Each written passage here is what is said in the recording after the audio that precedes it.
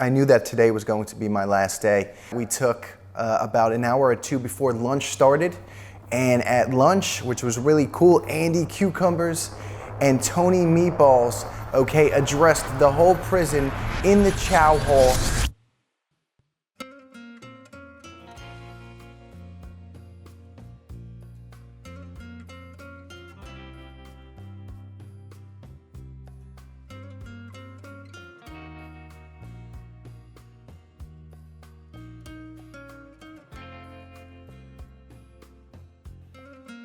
You're watching another episode of Prison Stories with El Situacion. This story is about my last day in prison. I guess you can say it's called First Day Out. And my day started just like any other day. I woke up at 7 a.m.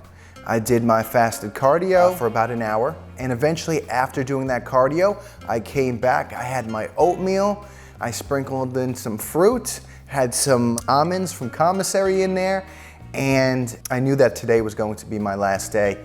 After that, we took about an hour or two before lunch started, and at lunch, which was really cool, Andy Cucumbers and Tony Meatballs, addressed the whole prison in the chow hall, for BDS. And they made a speech about me. I was actually very proud, guys. I mean, these guys right here, although they are criminals, they made mistakes just like me. They have families, they have hopes, and they have dreams, and a lot of them guys are good guys, all right? And they also made chicken parm and spaghettis, salad, and funfetti cake in prison, guys. Now, that right there is an awesome situation. After lunch, I eventually called my wife and told her to come and pick me up at 8 a.m. sharp, and don't forget to bring my comeback is always greater than the setback t-shirt, some sweatpants as well to be comfortable on the way home. I told her to bring my phone. I haven't used my phone in 8 months. And again, anyone who's watching this, one day in prison is not fun. You're away from your family, you're away from your friends, you're not able to support your family, you're not earning any money, you're sleeping in a very uncomfortable bed or uncomfortable situation. All right, guys, you're being told what to do. There's constantly raids on your bunk, and it's just a very uneasy situation for 8 straight months. I did my time with Grace in class, and today was my last day. I was very excited that I didn't get in trouble while in prison. I didn't get beat up while in prison. I was able to, just like I said, pay my debt to society. We also had paid our fines. We had paid our restitution. I felt that I was a good example for facing adversity to some of the younger generation and continuing to move forward and sort of make a change and be your best self. And now I was very excited. I also completed my nighttime workout, which I stayed on track with my schedule. I believe my last schedule was a shoulder day at the end of the week. I worked out my hardest. I was very excited that I also, throughout this whole time period, had lost 40 pounds. I had went from Big Daddy Sitch to Buff Daddy Sitch, and I was very proud of that as well. When I had called my wife and told her that, it was time to pick me up, I was fighting back, the emotions, because this was sort of me turning the page on a very uncomfortable chapter in my life. And I hung up the phone, I went to sleep at night, I woke up at 8 a.m. and I pretty much cleaned out my whole locker. Whatever was in it, I threw it out. I didn't really bring anything with me home. I think I brought maybe a picture with me as well of a couple of me and the fellas that was in there. I walked down to A1, which is the main area, and my wife was there. I signed myself out.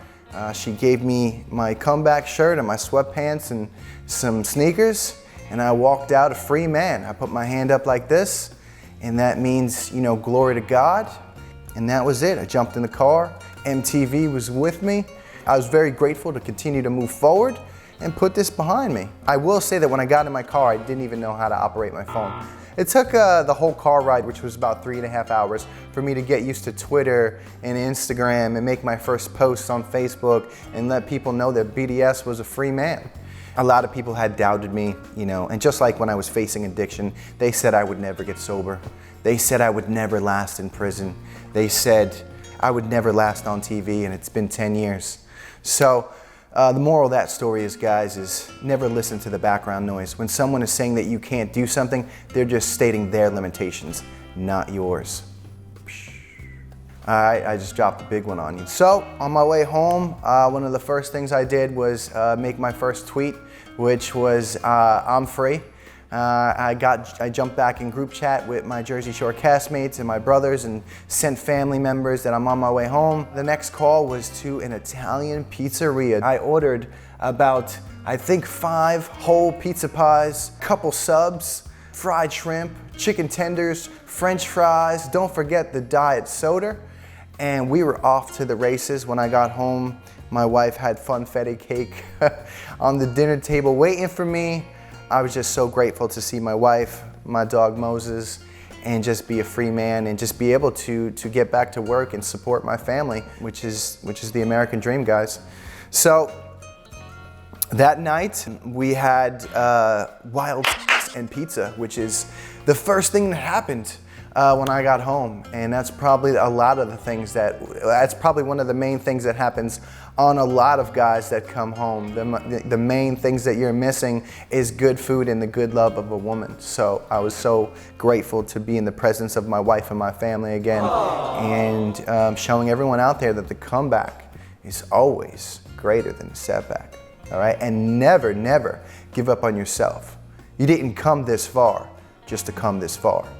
Thank you so much for watching Prison Stories, guys. We are going to continue to provide this content due to the popularity, and you're watching another episode of Prison Stories with El Situacion. We got a situation. Share, like, and subscribe.